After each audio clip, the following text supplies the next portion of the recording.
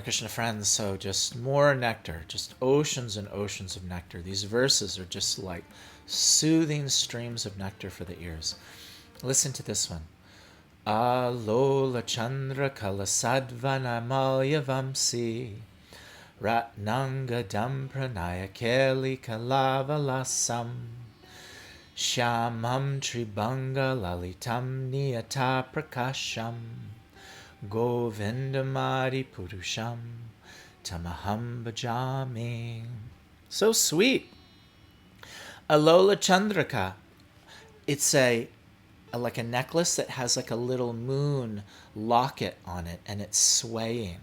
Lasad, it's beautified by a vanamalya, a little garland of flowers, little forest flowers. If you've been to the forest, there's not like big roses and stuff. It's little flowers. So Krishna has a swaying, beautiful alola, swinging locket that looks like the moon, and around it is a beautiful garland of little forest flowers.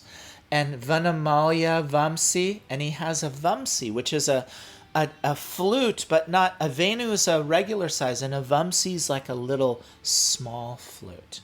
And then Ratnangadam means his angas, his arms, are decorated with jewels, Ratnangadam. So as you're looking at him, his arms have beautiful jewels all over them. And he has a garland with a little moon locket, and he's playing a little Vamsi. My God, how beautiful is that? And he is Pranaya Keli Kala Vilasam. A vilas is enjoying the Pranaya Keli Kala, the pastimes of love. So as he's playing his flute, his garland is swinging, the moon locket is swinging, he has gems on his arms, and he's enjoying these pastimes of love between him and the gopis and the friends in Goloka. How sweet. Shamam, he is Shamasundar, and he's Tribanga. He is standing in this threefold bending form. You see Krishna, he's standing in this beautiful Tribanga, three bends. Lalita Nitya Prakasham. Lalita Niyata Prakasham.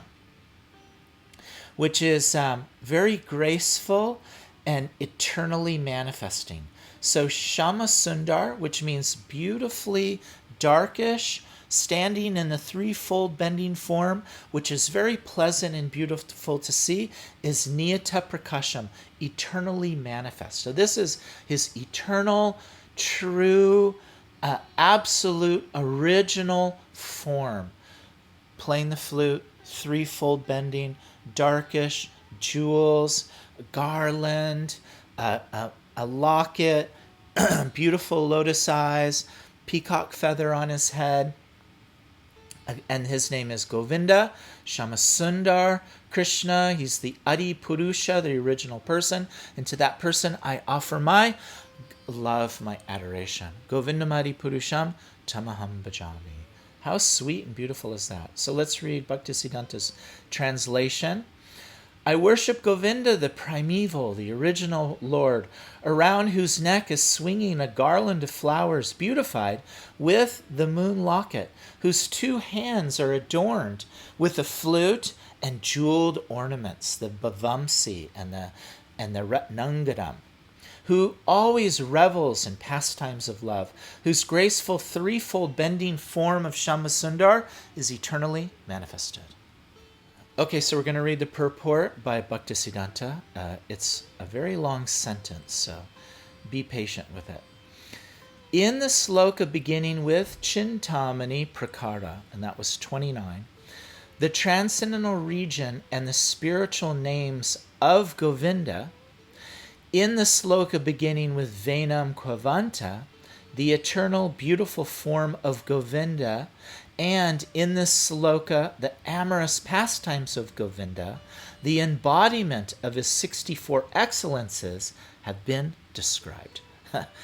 All the spiritual affairs that come within the scope of description in the narration of the ecstatic mellow quality, rasa, are included in the spiritual amorous sport of Govinda.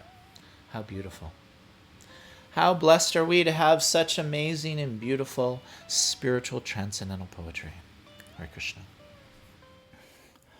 Okay, friends, so like we mentioned, this is a very important verse sung every day in all the Hare Krishna temples around the world, hundreds of temples.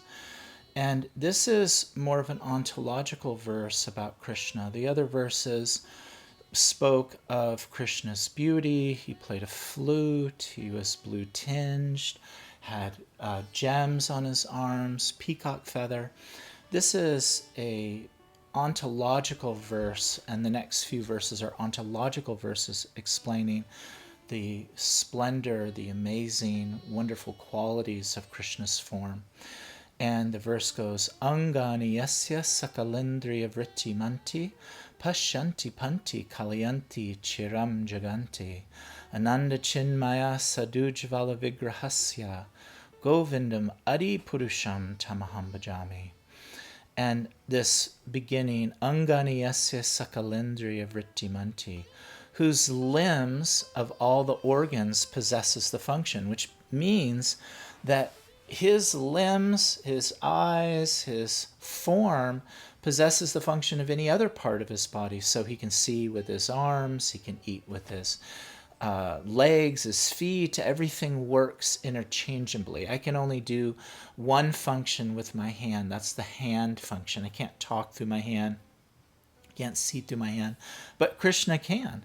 And Krishna, and then here it says, Pasyanti panti kalayanti chiram giganti, and that he sees, maintains, and manifests eternally everything through his wonderful, blissful, eternal form. It's not a temporary form. Krishna says in the Bhagavad Gita that fools think that his form appears for a reason, like a function, and then after the function is over, the form disappears. The form is eternal. It always exists. It always has existed. And it's Krishna's original form. And then the form is also Ananda Chinmaya Sadhu. And here in the Sanskrit, you can see that it's Ananda, Chit, and Sat. Sat being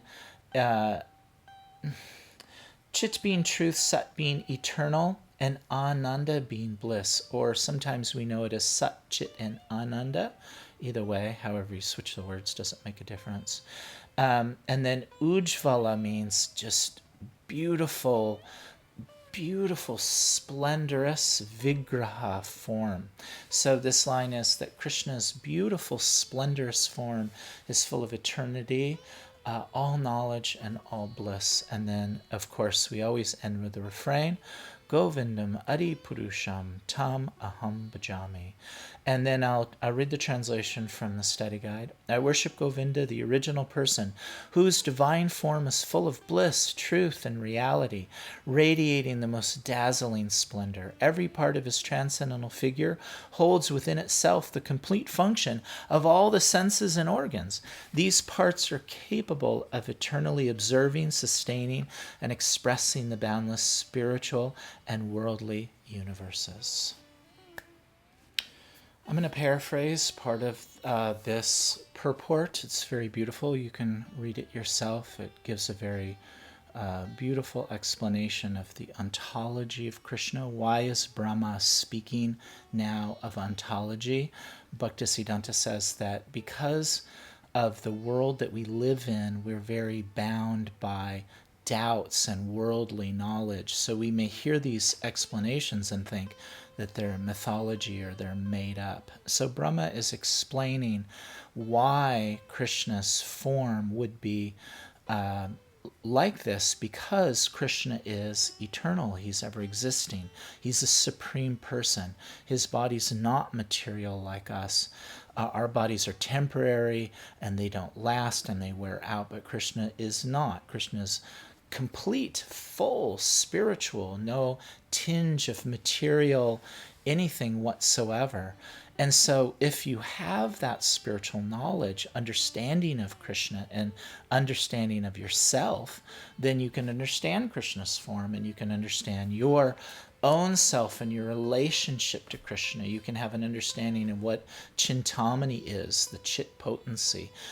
If you are bound in this material world, your mind is fixated on enjoying material things, then these subtle philosophies and understandings, they're not accessible to you. And so when you hear about the form of Krishna being youthful and bluish and playing a flute, you may think that it's just made up nonsense. Part of the problem is that we think that this world is real, but the world that we live in is a reflection of the spiritual world. So we have little aspects of the spiritual world within it, but the reality of this world is temporary and a perversion of the real world, the real spiritual world. Maya is a perverted energy of the chit potency. And so the actual world where Krishna is eternal, has a youthful form, has a very beautiful place, a spiritual universe, may seem mythological from the material aspect, but the reality is that's the real world, and this is the temporary, false, illusionary, delusional place, and from it we won't be able to understand the absolute world, though we can see bits and see how it could be possible. But until we free ourselves from this world and have a spiritual chit consciousness, we won't be able to understand it.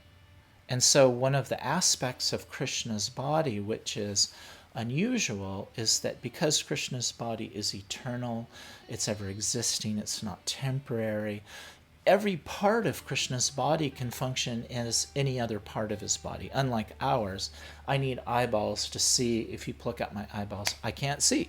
Krishna doesn't see directly through his eyeballs only. Krishna can see through our hearts. Krishna can see through every atom in this universe. Krishna can see anything and everything going on. He doesn't need to see it through his two eyeballs. He can hear everything. He hears our prayers. He hears our kirtans. He hears our worship, but doesn't need to do it through his ear holes like we do. Like Brahma actually had to hear through his ears the flute playing of Krishna, and through in his heart he became enlightened, because Brahma's body is temporary like ours, but Krishna's is not.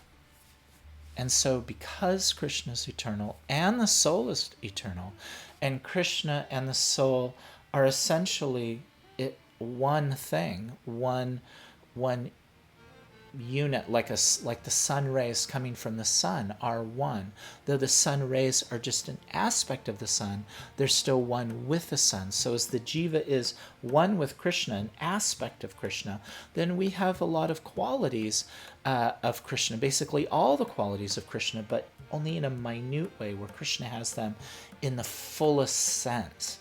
And so with that being said, when we think of the most beautiful things in this world, the most amazing, the most